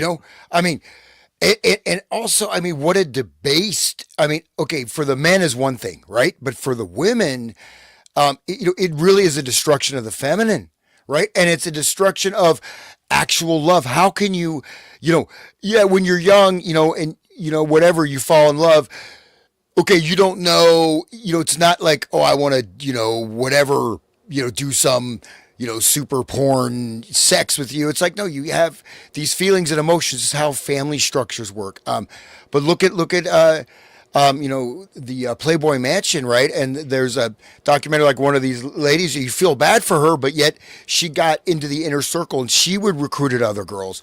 And it got more and more and more and more debased, including, I mean, just absolute humiliation. Who after would just watch, right? And the women and she said, something was done to me. It'll never come back because your soul got harvested. And this, and Hefner was, I mean, but that's the level. I don't want to relate details, but that level, yeah. Do you guys know about the Instagram models being lured to Dubai for doo-doo potty stuff? They get pooped on. Like they think they're going over there to be a hooker or something for like a couple weeks, and they get like captured and beat up and pooped on and raped, obviously that too. But I mean, it's a thing. It's a whole industry. It's called yachting too. I mean, it's a subset of that.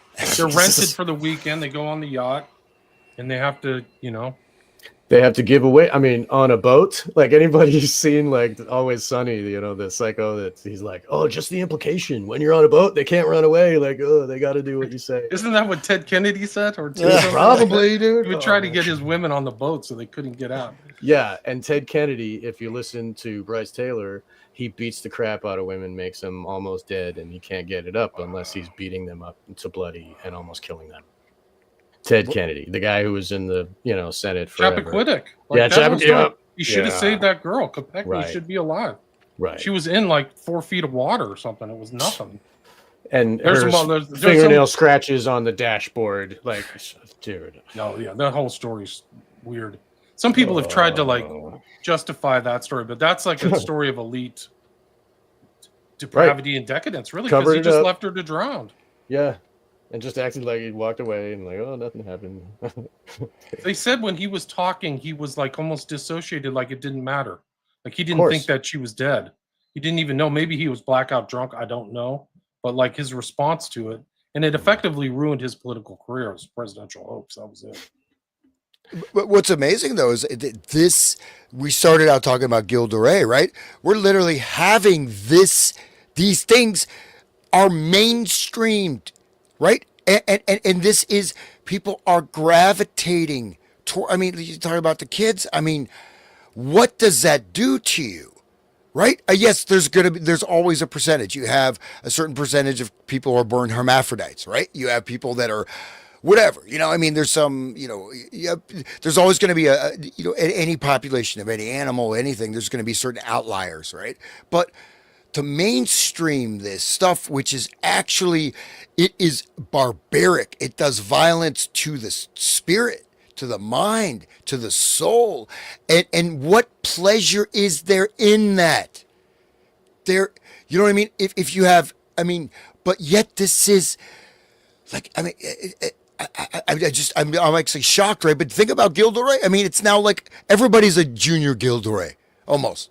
Not everybody, not me, but but seriously. And what about the Jacob Frank and the, Sabotage Zevi and all that crap? Like that, wasn't that the same too as this? Do you think, Hans? Well, Sabotage Zevi, I mean, that was, of course, he was the. I mean, he was like opposite of morality, right? Well, so Sabotage Zevi, of course, you have to say, like, he had millions of followers, right? He was huge.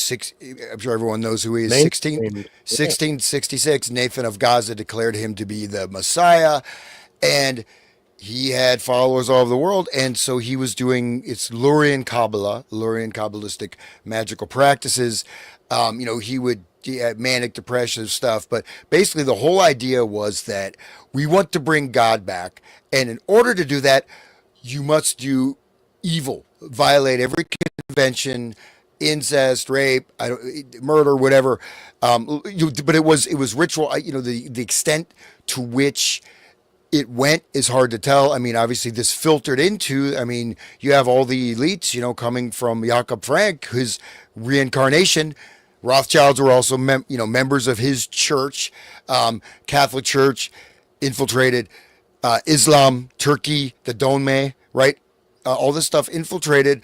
But this idea though of doing evil is your spiritual duty. This is your duty to do this. And then this ties into earlier, you go back to Hassani Saba II, who said the chains of law have been broken. Nothing is real. Everything is permitted. Right. So it's kind of, and you have like the Friends of God thing from the Middle Ages. Also these kind of weird, there's some other kind of weird, these cults. So, I mean, the thing is the Zabbatians, to get the exact, even Jakob Frank, you try to read his writing, it's totally encoded. I mean, everybody's trying to read his actual writings, unless a lot of this stuff was oral tradition.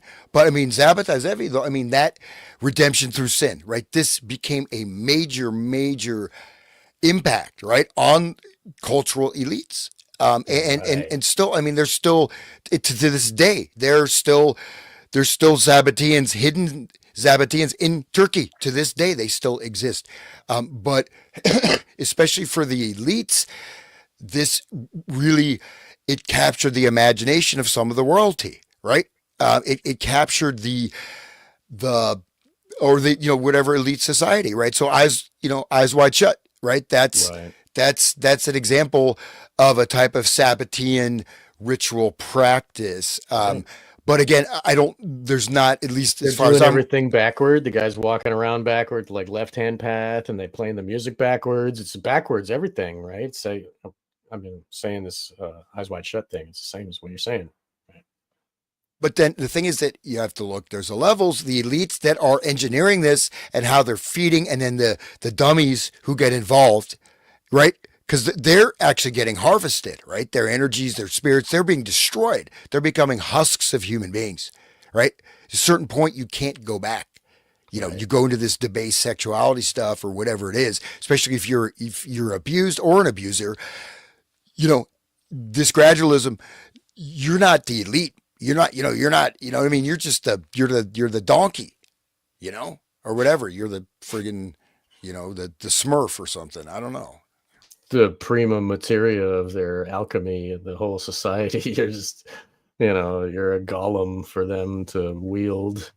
Look at that that 1933 thing that we had where they're burning the baby to Moloch in Chicago, Wrigley Field or wherever. It is a satanification. I think and it's the inevitable end of psychopathy. And these psychopaths are going to get together and work together in their little conspiracies together. We can all work in this hierarchical situation, and we can own the world, and we can rape and kill, and we can do whatever we want, and we can make money, and we can create society, and we can make the very words they use. They are our slaves. We can harvest them as we wish. That obviously. And then once you're part of that system, okay, then you're following orders, okay, and then eventually, when it gets up to the highest level, who are they talking to? Non-corporeals, right? That are also, they want to feed on the pain and anguish of the regular humans. So it's like a kind of a symbiotic relationship between the humans and the demons, and they have specific information that we can learn from them, and they can teach us about like timeless events, and anyway, I'm sorry, but I kind of went off the rails a little bit, but I'm gonna keep reading if you guys don't have anything else. I'll say one last comment. As an analogy or maybe metaphor, it's like the AZT, right? AZT, and then the poppers, amyl nitrate with the San Francisco bathhouse scene, right? So you're doing that. You're taking AZT. You're just doing it up in the bathhouse. Macho man. Village people. All right. But what are you doing? You're weakening your immune system. And this is your human, your spiritual immune system, your human nature, your ancestral, whatever you want to call it, you're reducing it, you're cutting it down more and more and more, and then you're going to get infected with anything, and you have no more protection left and that's what's happening to the society and the culture. I think that's part of it, right? For like the lady who was in that documentary on Hugh Hefner, she seems like a nice person, but she didn't stop, right? But she had gone too far because, oh, I'm with Hugh. Hugh likes me, so I become a recruiter. And then, she's, doing this horribly debased things. You're not coming back. You lost, you're gone. Sorry. And that's too bad. But does that make sense? Right. So it's like you're weakening the immune system, you're engaging in the behavior, and those who are engineering it, that are standing on top, are able to harvest that. But then you're also weakening the whole social fabric. And there's certain things. How do you get then? But there's protection available. There's lots of protection. You have to avail yourself of that. But at a certain point, you can't get that protection because you have crossed certain thresholds and you can't come back from it.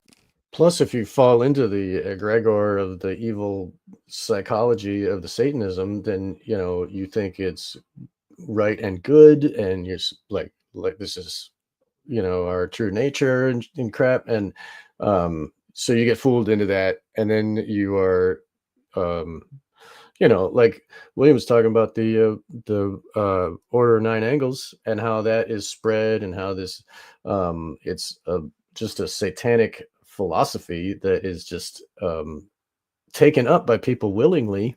Oh, that makes sense. Like I fell into LaVeyanism when I was a teenager. Like I was just, atheist, and yeah, that makes sense. Like it's like an infection in that way as well, and so like that can be combined, where they're getting the psychology of the Satanism, and they're dabbling in the crazy sex rituals and the abusing of stepwise into that, like that Danish banker guy I was talking about. He was on YouTube talking about how he would go to these rituals and he would get promoted, and eventually there was kids there, and he was like, oh, I don't want to do that anymore. Like I don't want to be part of that. And then he broke away.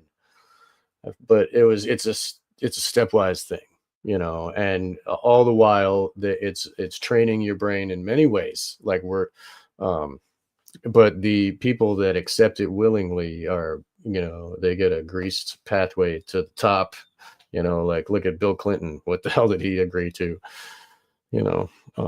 Anyway, so like it is like this is a free will existence, right? They have to trick you into accepting it. And I believe that it is it's a process which takes a long time. The Fabian thing is satanic. It's a black wolf in that sheep clothing. All right, I'm going to keep reading here. That's all good. All right. So there's only a little bit left. So contrary to conventional wisdom, claims of ritual abuse are certainly not a modern phenomenon. Such claims have actually been around for quite some time, and they were given legitimacy by no less an historical figure than Sigmund Freud. Over 100 years ago, Freud recognized that ritual abuse is likely the primary cause of the psychological problems that he observed in his female patients. I brought this up before a couple episodes back. I'm glad this is here. Author Kevin Marin noted that Freud had commented on the marked similarity between what his patients told him and the accounts of the witchcraft confessions of the 16th century. In a letter to a colleague written in January 1897, Freud pondered, quotes, "But why did the devil who took possession of the poor things invariably abuse them sexually and in a loathsome manner? Why are there confessions under torture so like the communications made by my patients in psychological treatment?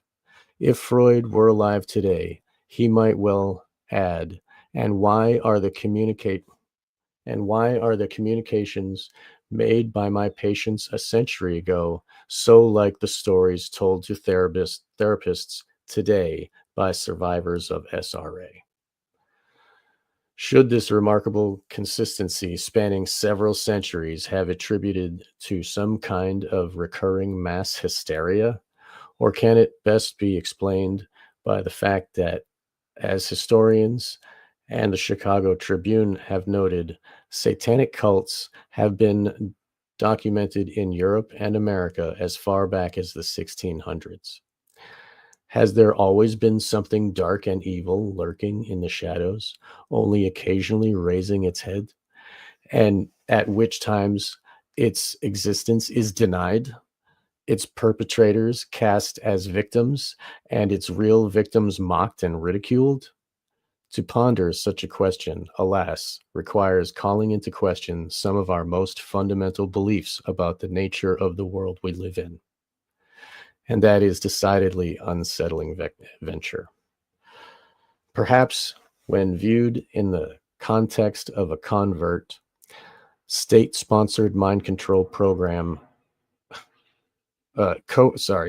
perhaps when viewed in the context of a covert state-sponsored mind control program, some readers can begin to understand not only why there might be those who are motivated to inflict appalling levels of abuse on some of America's children, but also why so much effort would be expended attempting to discredit claims of horrific abuse if the victims are in fact valid.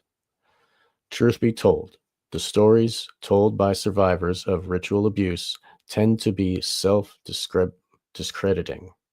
One of the potential benefits, therefore, of cloaking mind control activity in satanic rituals is that the operations are largely immune to disclosure. Even if an operation is uncovered, the stories told by the children tend to be so outlandish, so far removed from the world that we know, that the claims are easily cast aside as the product of a child's fertile imagination. Now, I just want to note that it takes an intelligent, imaginative child to split into, they have to choose imaginative children who are creative and intelligent in order to make the internal worlds. Because anyway, so that is true. These children do have fertile imaginations, but they are constructed by the programmer to be a certain way. So, just like in the movie, in the book Manchurian Candidate. So in May 2000, however, a report commissioned by the United Kingdom's Department of Health concluded that satanic ritual abuse was not, in parentheses, as an earlier report ordered by the conservative government found in 1994, end quote. It was not a myth.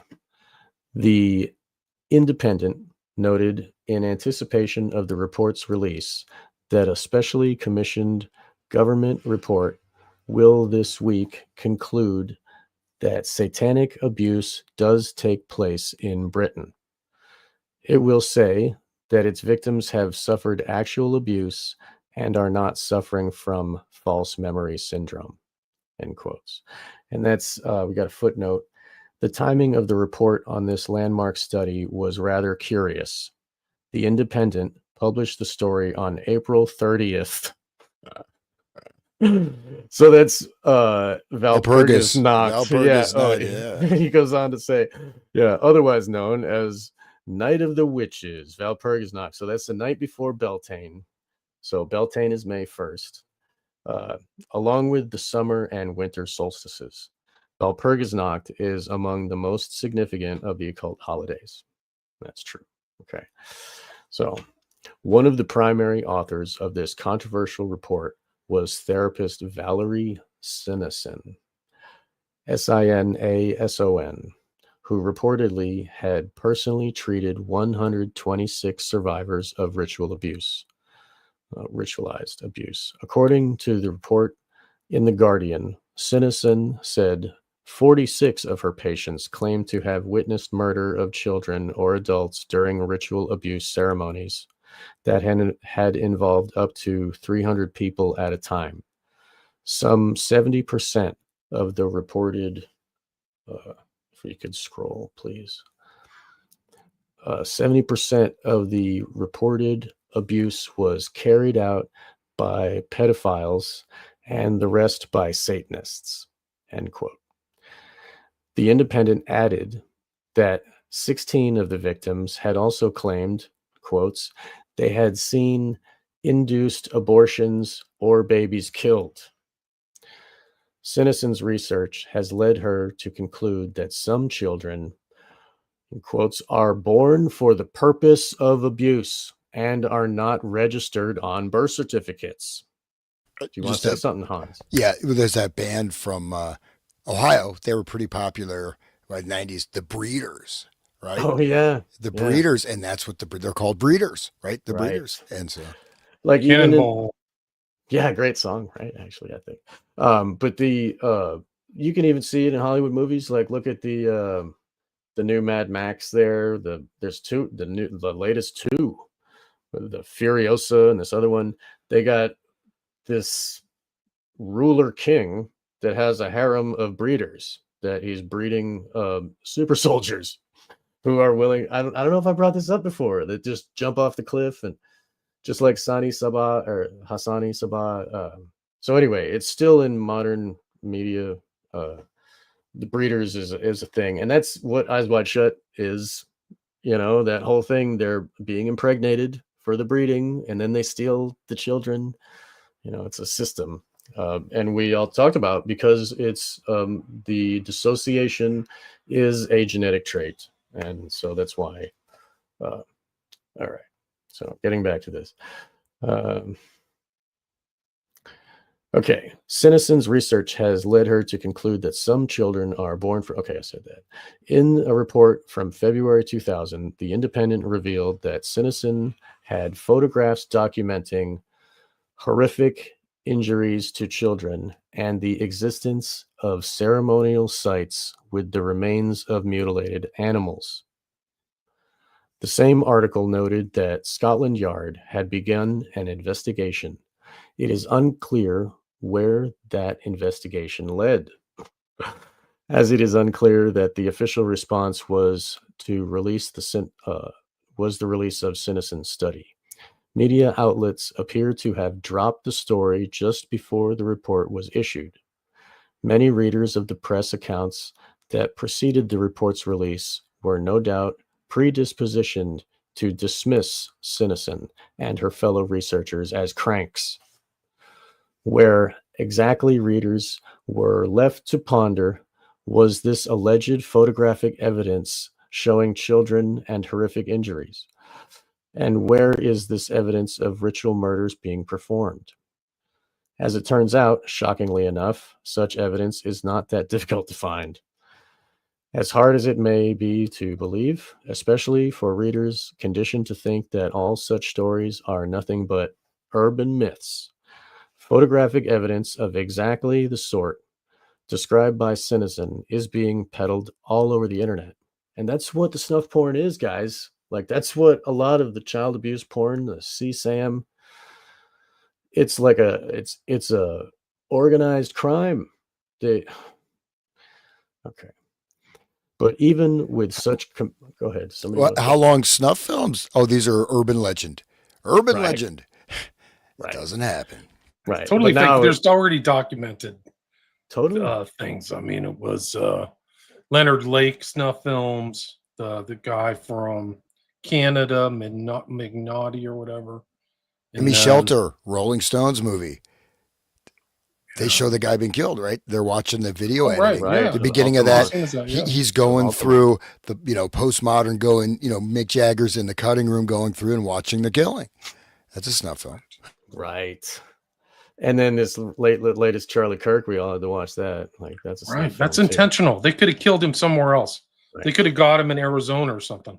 They just knew he was going to be there on the 20th. So it was meant to happen in public so that people will watch that over and over.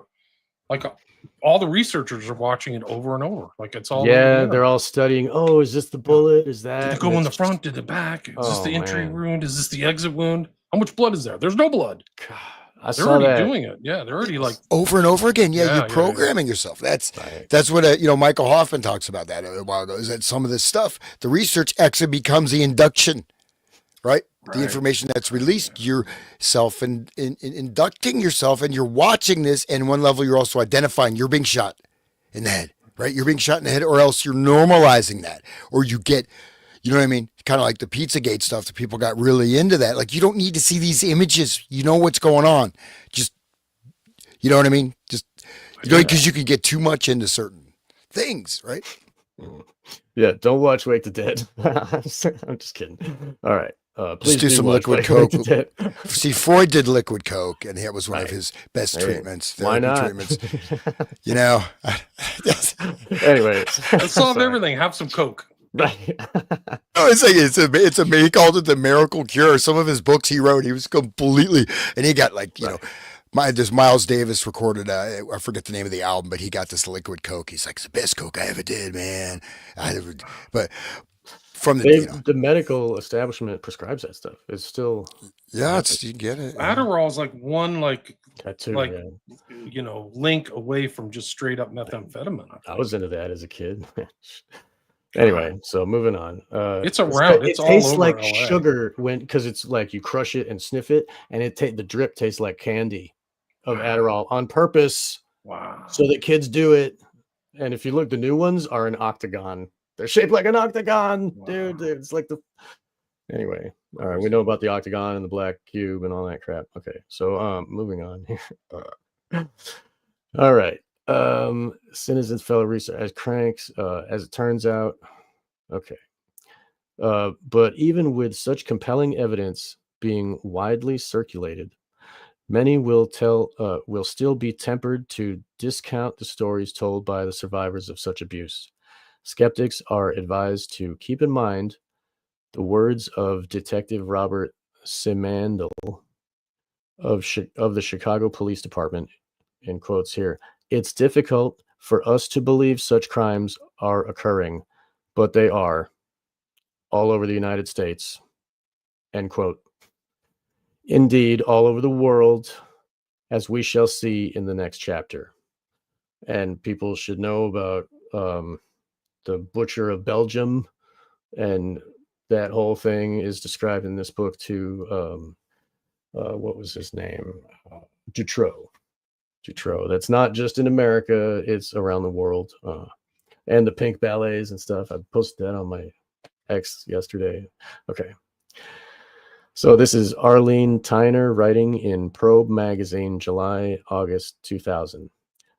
In the early 1950s, the CIA was looking for specially gifted subjects to study dissociative states, which could be induced and controlled to some extent with hypnosis and drugs. It's all in that sentence right there. Boom, it's all there. Yeah. You read this book, Hans. You know that Gilles de Rais is in there, right? Like he mentions Gilles de Rais. No, you're new. Oh, he's muted. You're muted. Yeah. There's a whole section. That's what inspired me to bring that up, actually, just because he mentions that towards the end of the book.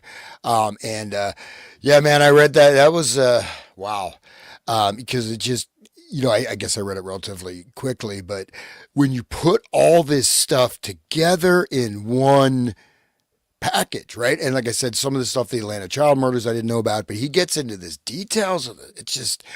It's like, whoa. And there's a lot of cases he doesn't even mention, right? So it's just like, wow, this is really over the top. But he makes that case of all the trials, the patsies, you have people with military connections sometimes, or being hospitalized, going to mental hospitals, et cetera, or abused by the parents and this and that. So there's so much. I think he doesn't necessarily go as deep as he could with the analysis, but maybe that wasn't the positioning of the book per se to do that. I mean, what I mean is just tying it all together is this whole, I mean, he said one thing is to create a state of fear, bring about a police state in the society.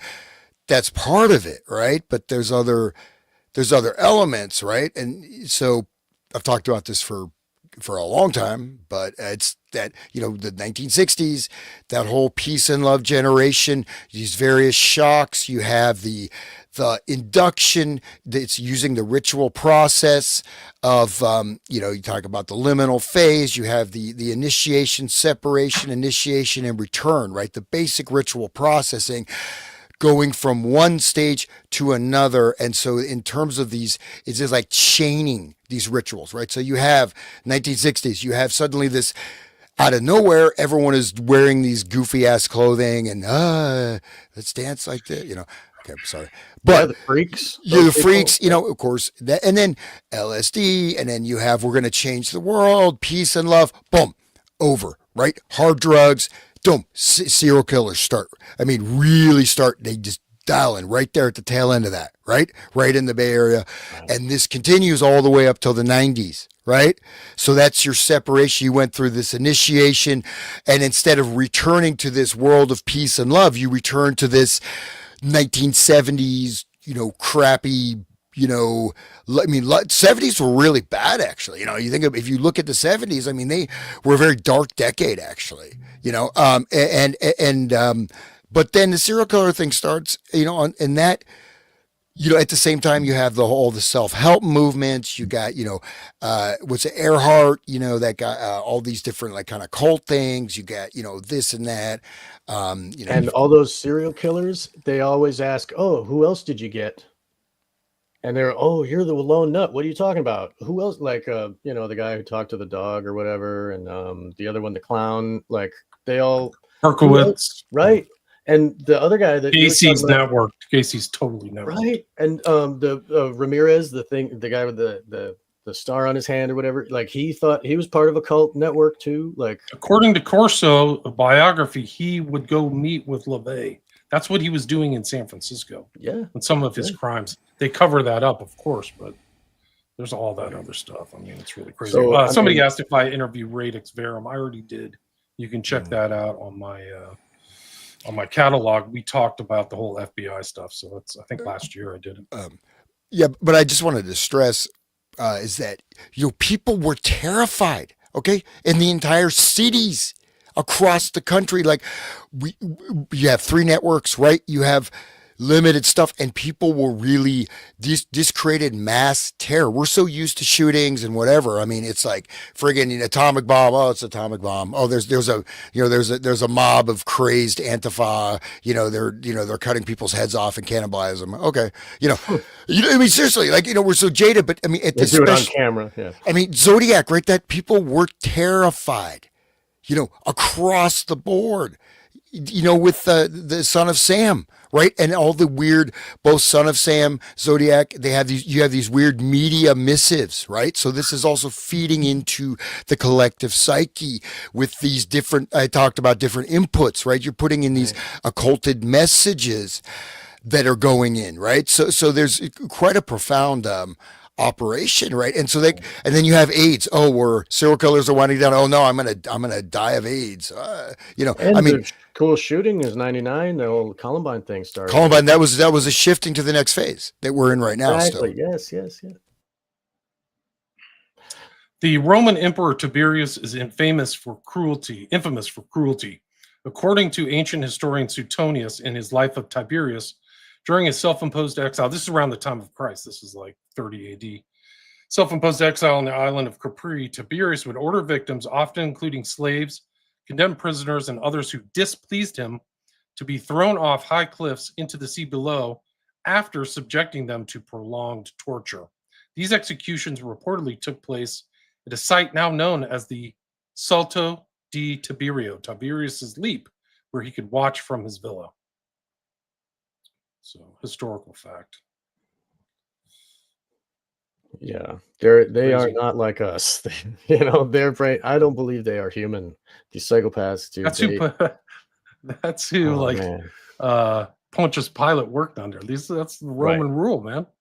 It's like not the human. Everybody's life like, is cheap. ooh, everybody's like, the Jews killed our Lord. No, it was Romans who nailed the freaking nails, you know. They did the job. They were the ones who did the job. I mean, Pontius Pilate gets a bad rap as he's seen as kind of like this malevolent guy. He seems to have respected Christ and tried to save him, saying by going to Jewish law and saying, don't you have a thing where you can choose who survives?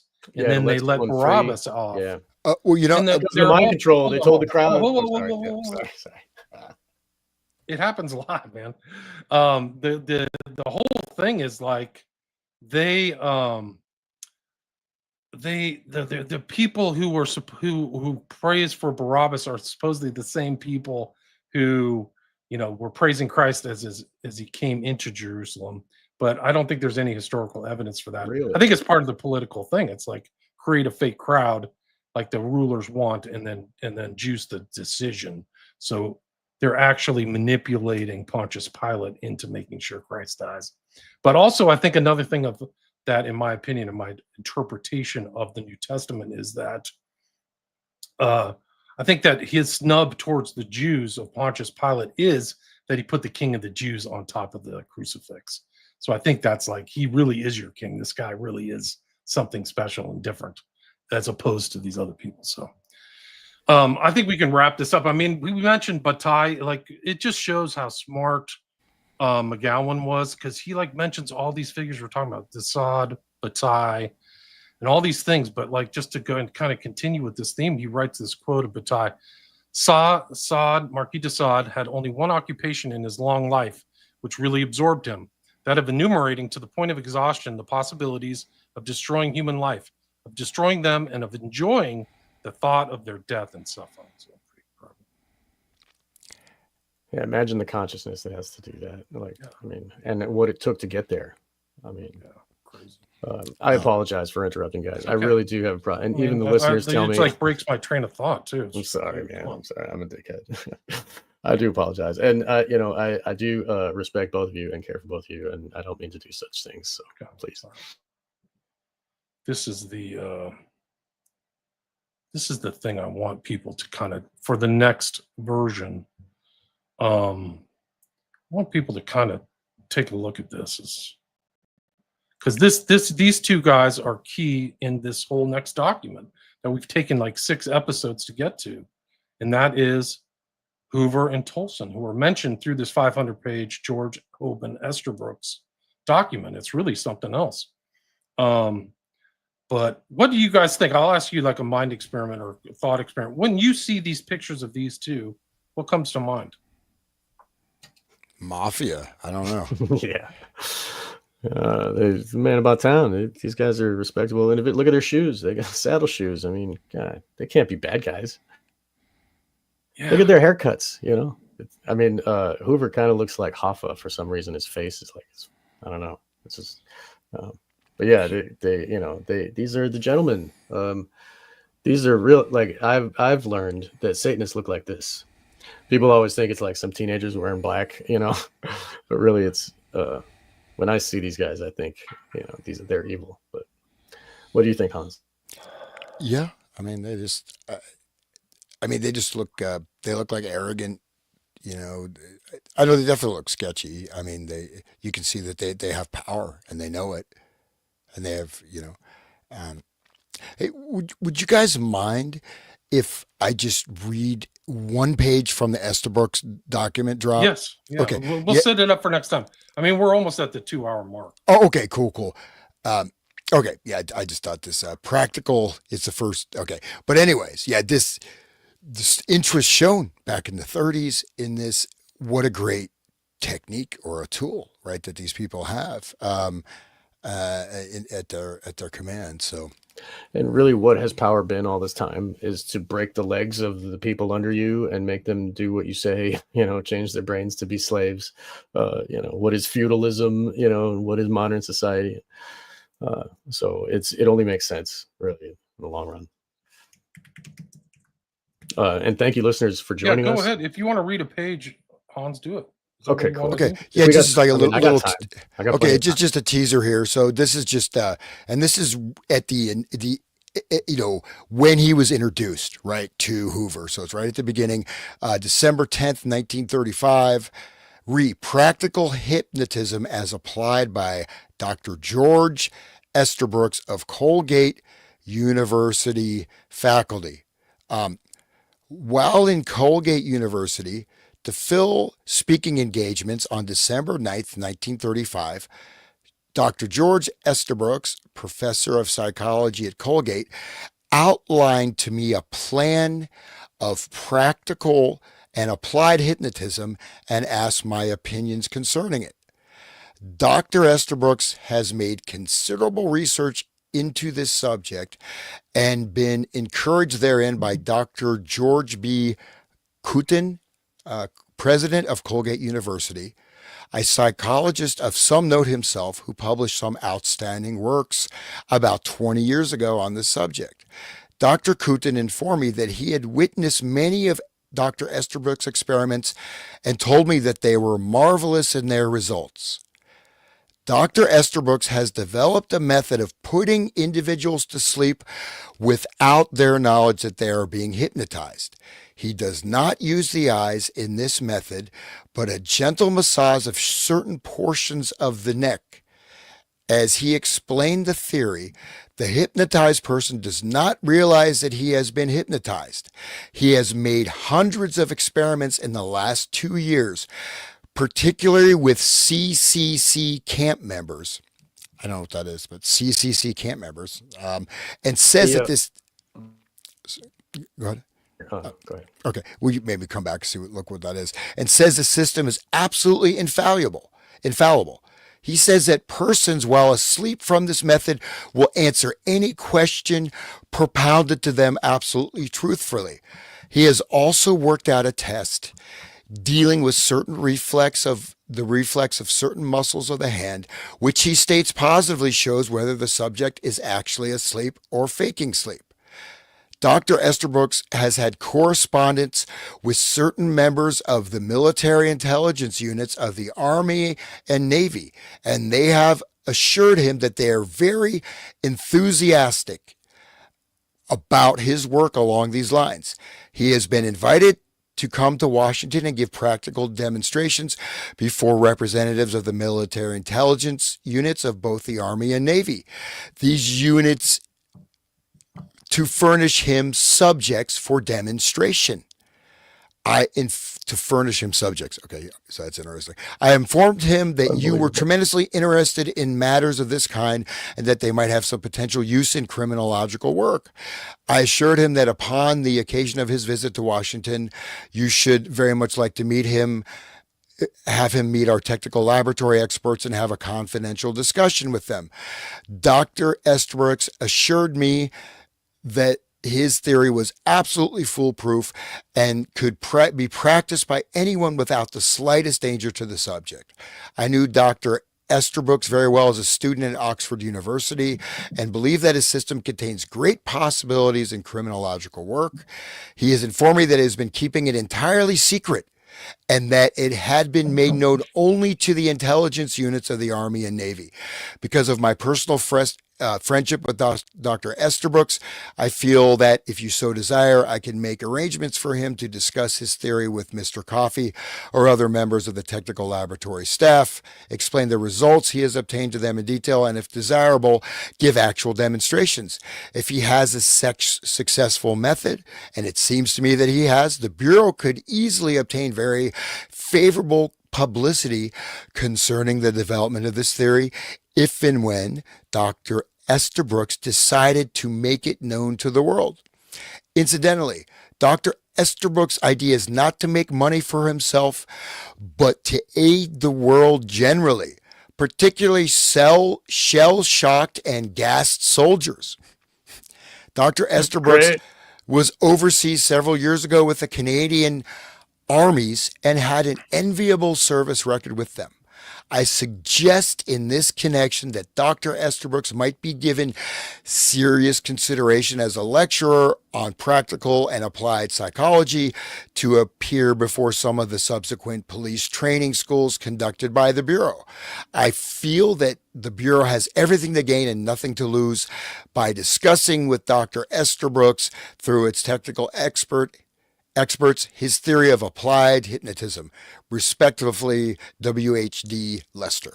So that's just CCC is a program for the New Deal when people under the Depression couldn't get a job and they worked for the government.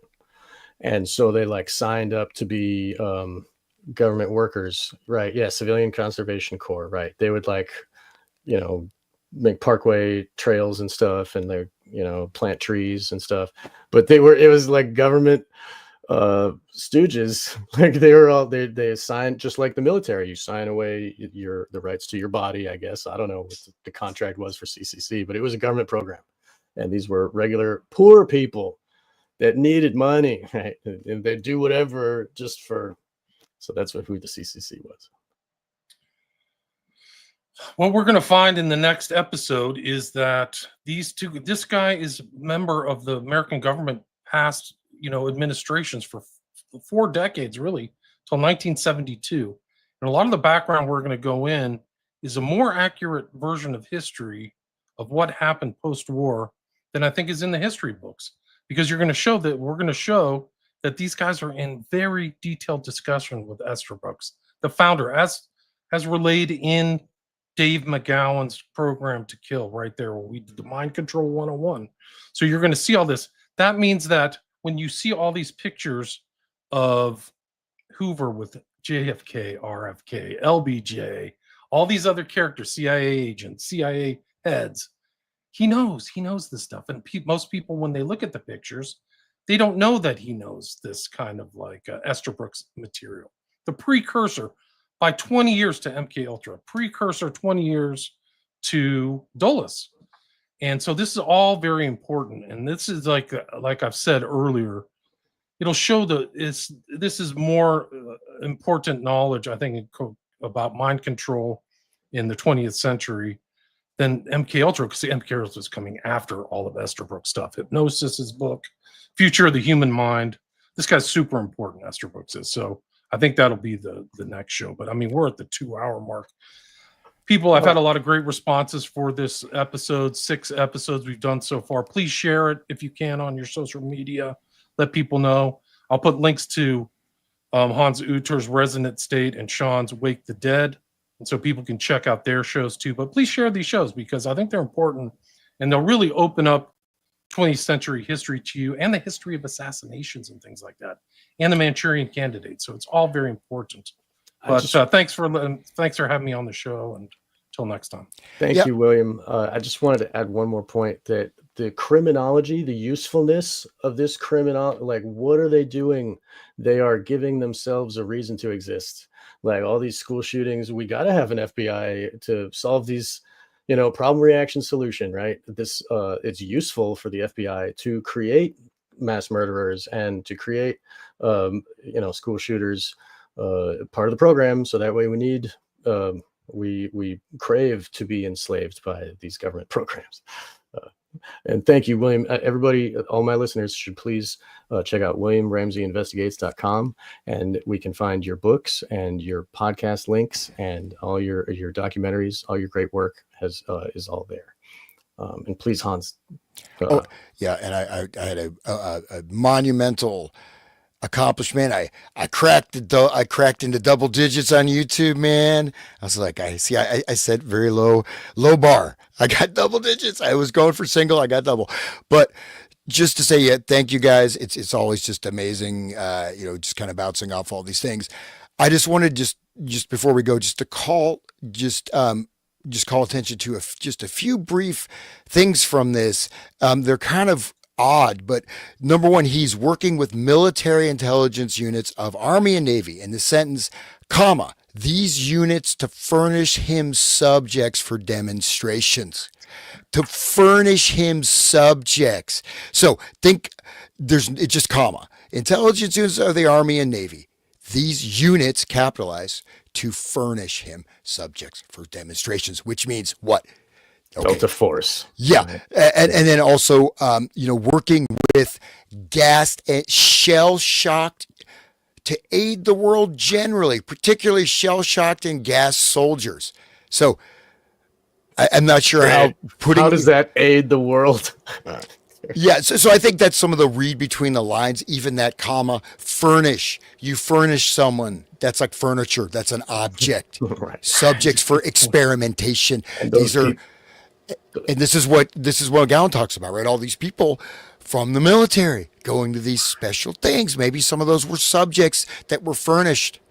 And they signed away their ownership of their own body on a contract. They signed it away. The government owns their body now for 4 years or whatever, right? That's how they do it legally. Right. Heidenreich was definitely in MK Ultra. There's no question about it. He's just one that we know of. We know of so many other ones. Yeah. These guys eventually were furnished. The cannibal guy there, and Lake also. Lake was in Nam. These guys are coming from Nam or weird things, and there's even more strange stuff that they've like disclosed and discovered. Like in the Kinzer book I saw recently, they would take the guys and make them watch snuff films. Like they literally would. Like this is in Kinzer. So that's how they would program. The Ludovico method. Yeah. Wow. Ties into Parallax View. It's really amazing. But it's very important for people to know this is not 50s. This is 30s. And Hoover, like you said, he knows some of these crimes and things that happened. They involve people that Esther Books would be a person to influence, to have dark persuasion over. So he knows that, but he's not disclosing it. That thing. And it goes back to our original show on Manchurian Candidate, where Dr. Yen Lo is talking about these people as a weapon. And I think that's what people have to think about in their minds, is these are tools of deception and assassination. And it's and programmed to kill is probably the perfect phrase to describe and typify it. Yeah, last thing is that, obviously this is the introduction where Hoover is introduced to Esther Brooks. This is the very beginning, first thing, but CCC camp members, military soldiers who don't have to follow orders, and shell-shocked and gassed individuals. So, and we go on, we'll see that the CCC, these people are basically what, they're poor, right? Great Depression, man. Yes. And so these are also captive audiences. These aren't people that sign up to voluntarily, take be a human guinea pig or a test. These are people being experimented upon without their knowledge, right? They don't know what they're getting. So I just thought that was of some interest that, and again, 1930, well, so this started a long time ago, long before MK Ultra. So, all right. I just want to thank both of you guys for letting me be part of this. This is so fun, and my listeners as well have had. They love it, and they've been giving me good comments. And just want to thank you guys again for letting me be part. I don't mean to jump all over your words and start interrupting. I will. I'm constantly working on that within myself. I'm doing the shadow work. Get a piece of pad and a piece of paper and a pen. I have it. I have been. So when somebody's talking, you can write it down and then come back to it. Just get a cat. Easiest technique. Yes, cat of nine tails, dude. Yes, I'll cut myself every time. It makes bad audio. People don't like listening. That's why people don't watch TV. They just talk over each other the whole time. It's horrible. That's true. I don't want to do that. Me neither. And I have enough time. We have 2 hours. I am wrong. Yes. Okay. And thank you so much for your time and for your attention, and for the listeners' time and attention. It's really a rewarding all the way around for me, and I'm so thankful. So, thank you guys. Thank you, William. Thank you. Our peace.